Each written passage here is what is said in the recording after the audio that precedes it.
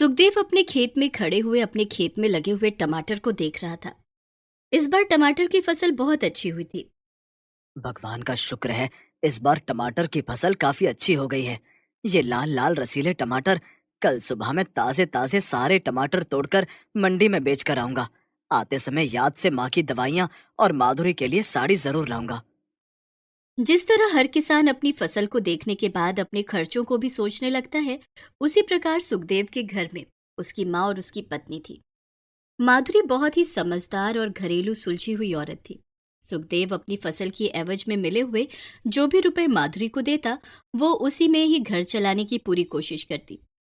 इस बार जो सुखदेव ने कहा कि टमाटर की फसल बहुत अच्छी हुई है, तब माधुरी ने पहली बार उससे अपने लिए साड़ी मांगी। अगर तुम कह रहे हो कि फसल इतनी ही अच्छी हुई है, तो इस बार तुम मुझे पीले रंग की साड़ी ला दो। मुझे ये रंग बहुत पसंद है और मेरे पास इस रंग की एक भी साड़ी नहीं है। ये कौन सी बड़ी बात है।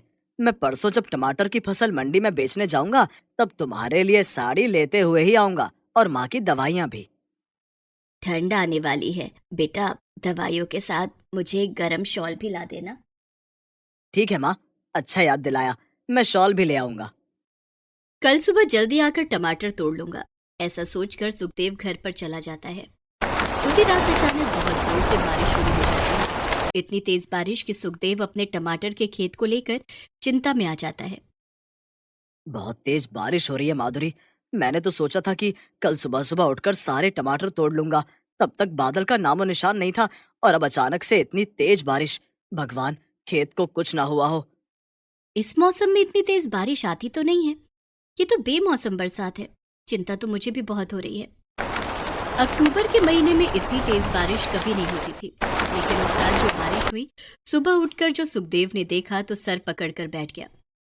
पौधों पर लगे हुए बहुत अधिक मात्रा में पके हुए टमाटर सब जमीन पर पड़े हुए थे और पौधे भी तेज बारिश के कारण इधर उधर पड़े हुए थे।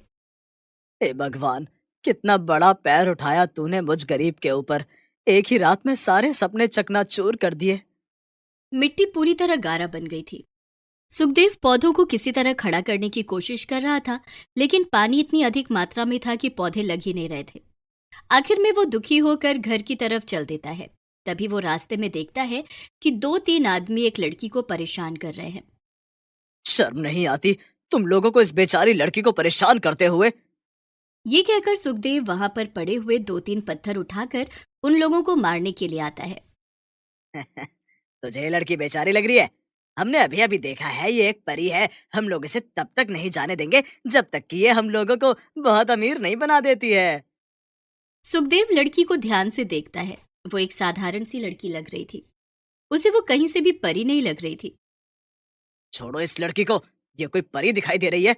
अगर तुम लोगों ने इसका हाथ नहीं छोड़ा तो मैं अभी तुम लोगों का सर फोड़ दूंगा। ये लोग मुझे मेरे घर नहीं जाने दे रहे। कितनी देर हो गई है, मैं इनसे कह कहकर थक गई हूँ। आप मेरी मदद कीजिए। क्यों झूठ बोल रही है? हमने अभी अपनी आंखों से देखा है। ये वहां आसमान से नीचे उतरी और आकर साधारण लड़की का रूप ले लिया। हम तुझे छोड़ देंगे, बस तू हम लोगों को माला माल कर दे। ये भी तो हो सकता है कि तुम लोग झूठ बोल रहे हो। छोड़ो इस लड़की को। सुखदेव गुस्से में उन लोगों की पिटाई कर देता है। उसका मन अपनी टमाटर की खेती के खराब होने से वैसे ही दुखी था। वो गुस्से में उन लोगों को बहुत मारता है। वो लोग डर के मारे वहां से भाग जाते हैं। अब पलट कर नहीं आएंगे। कहाँ रहती हो मुझे बताओ, मैं तुम्हें छोड़कर आता हूँ। आपने मेरी जान बचाई, उसके लिए धन्यवाद। आपको तकलीफ की जरूरत नहीं। मैं खुद अपने घर चली जाऊंगी। आपने अनजान लड़की के लिए उन लोगों से लड़ाई की।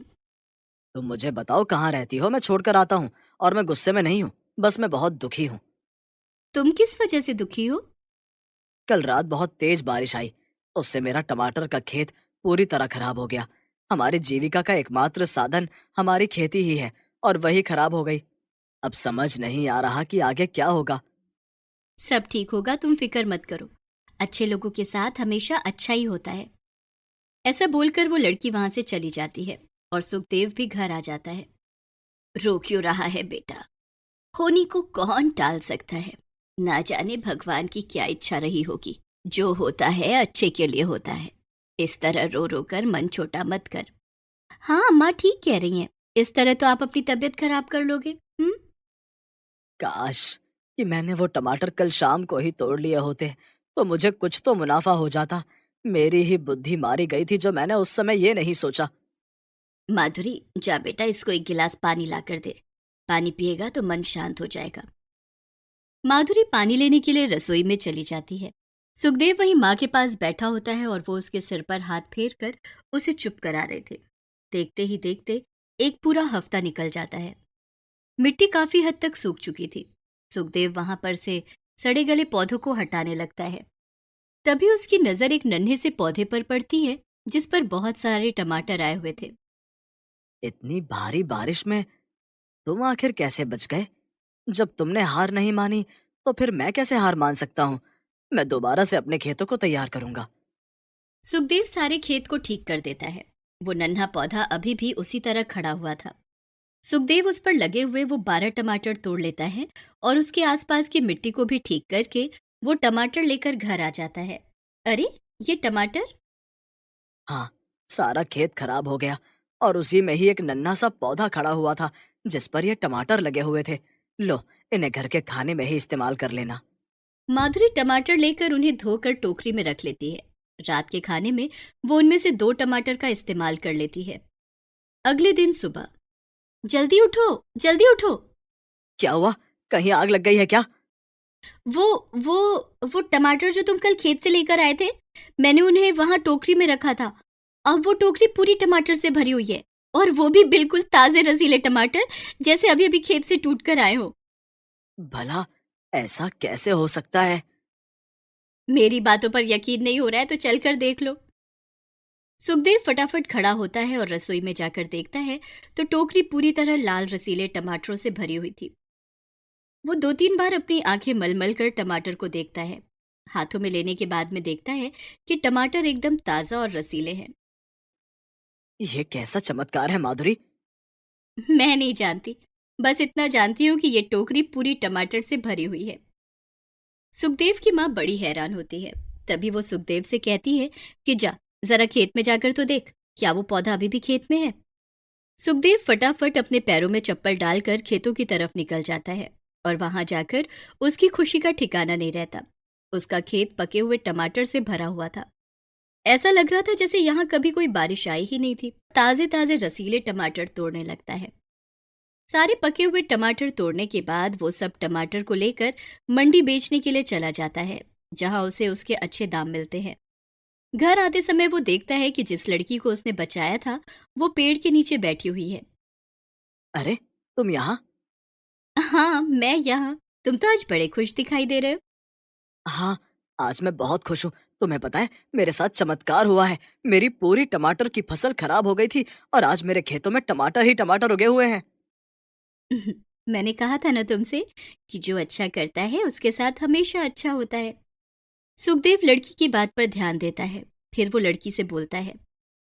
मुझे नहीं पता कि तुम कौन हो, कहाँ से आई हो और तुम लड़की हो या परी हो, लेकिन मैं इतना जानता हूँ कि तुम मेरे लिए बहुत भाग्यशाली हो। ये साड़ी मैं अपनी पत्नी के लिए लेकर आया था, लेकिन इसे तुम रख लो। ये तो बहुत सुंदर है। क्या तुम्हारी पत्नी को बुरा नहीं लगेगा? नहीं नहीं, कभी नहीं। माधुरी तो बहुत अच्छे दिल की औरत है। मैं नहीं होता तो वो भी तुम्हें ये साड़ी दे देती और फिर मैं तो उसके लिए कल बाजार से ले ही आऊंगा। तुम बहुत अच्छे दिल के आदमी हो सुखदेव। अब मैं अपने बाबा को जाकर गर्व के साथ बता सकती हूँ कि धरती पर सब लोग बुरे नहीं होते, कुछ लोग बहुत अच्छे भी होते हैं। सुखदेव को अपनी आंखों पर यकीन नहीं होता। वो लड़की एक परी के रूप में आ जाती है और सुखदेव की दी हुई साड़ी लेकर वहां से जाने लगती है। सुखदेव, साड़ी के लिए धन्यवाद। मैं इसे जरूर पहनूंगी, और मेरी तरफ से तुम्हारे लिए बस यही तोहफा है कि तुम्हारे खेतों पर कभी भी मौसम की मार नहीं पड़ेगी। तुम्हारे खेतों में सदैव टमाटर के पौधे इसी तरह टमाटर से लदे रहेंगे।